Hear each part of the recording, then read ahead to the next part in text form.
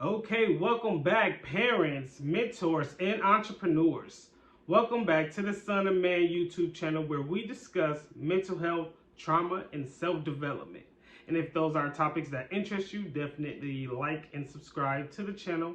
Make sure you touch the notification bell button, that way you don't miss out on any videos that we upload.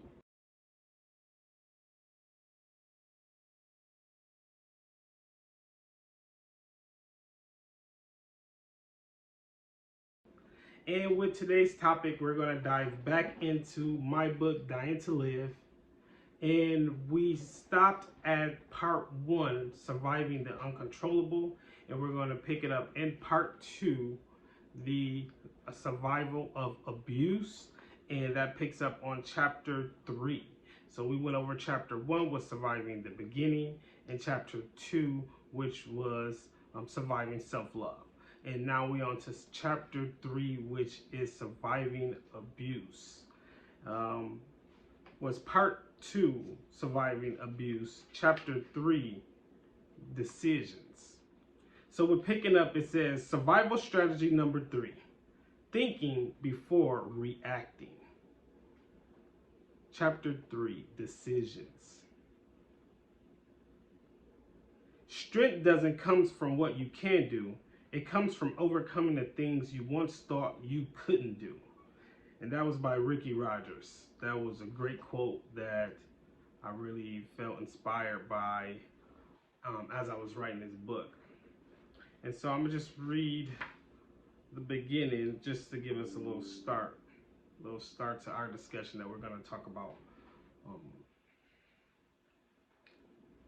You make decisions every day. Some are easy decisions to make and some are more difficult. The decisions you make can affect you throughout your life. So always be best and to be sure you're making the right decision for yourself. Always think to yourself, is that the right decision? Will this jeopardize my freedom? Will this hurt anyone else? This will give you that second thought to either continue with your decision or reevaluate your move. Came in strong on that. Ooh, I came in strong. And so with picking up on that chapter, the stories that I talk about in that chapter and the decisions I made was against abuse. I'm gonna break it into a emotional abuse side, and I'm gonna break it into a physical abuse side. Just jumping into it, the connection, the first emotional abuse started happening.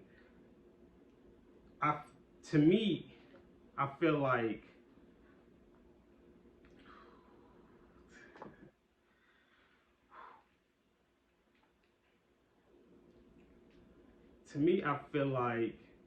the first emotional abuse started happening as an adolescent.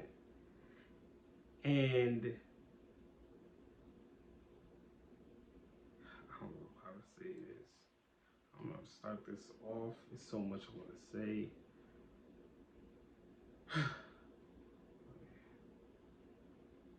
Okay. So, me and my mom has always been on bad terms in some way, shape, or form throughout my entire life. And a lot of that is because of the emotional abuse that continues to happen. I really feel that my mom really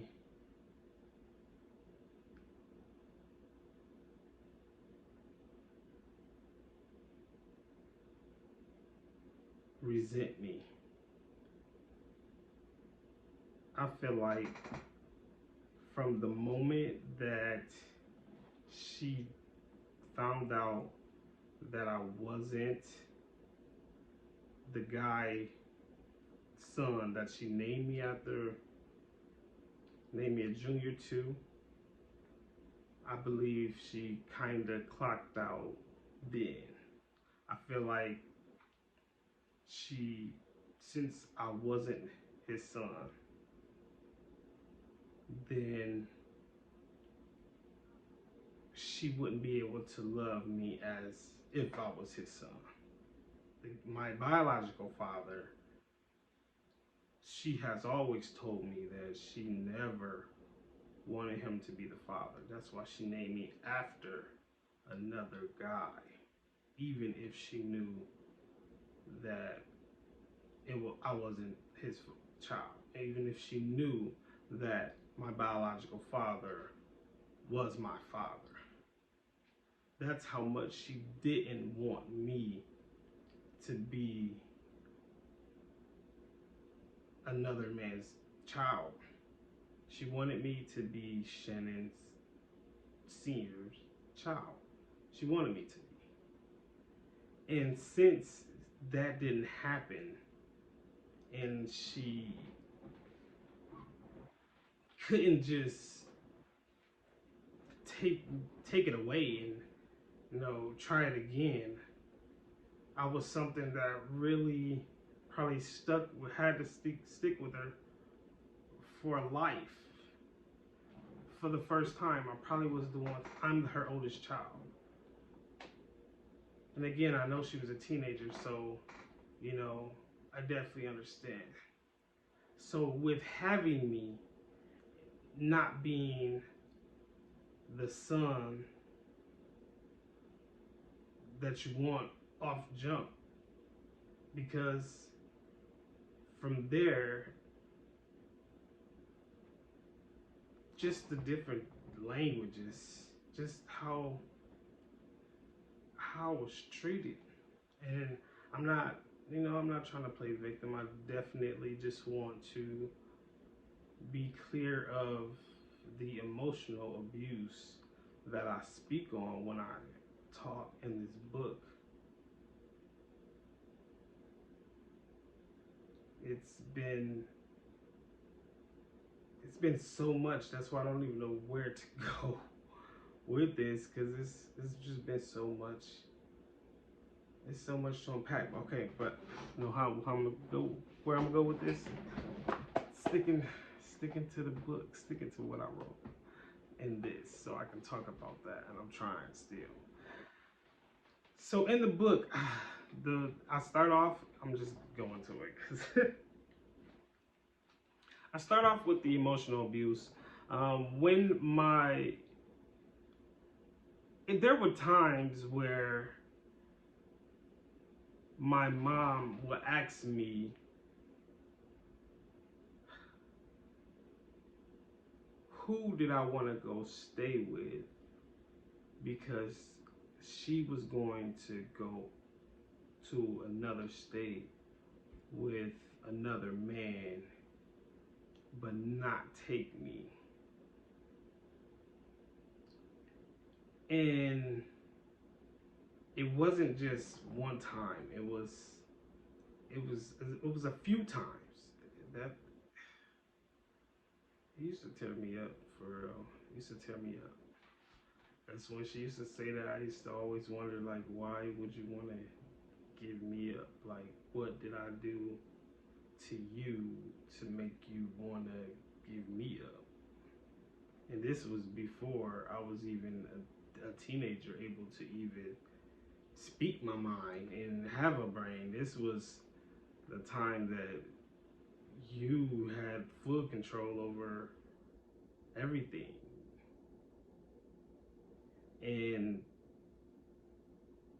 so I just never understood, like, what did I do that was so bad that you would tell me that you didn't want me? And that's what makes me feel that that's because you never did want me. And this is not something that I'm just thinking. This is things that has been said to me. Everything I'm speaking on has been said. So it's made me believe that it's the truth. And another part of the emotional was just seeing how much she would love a guy but hate me. I watched her love a guy so much, and give me the anger side of her the whole time. And it left me still abandoned. Like, I understand that definitely she was there, but I was still feeling abandoned, and she was there. It was just the love that she gave the dudes that she would mess with and take serious and move into the house. And my sister's father was one of man, she loved him.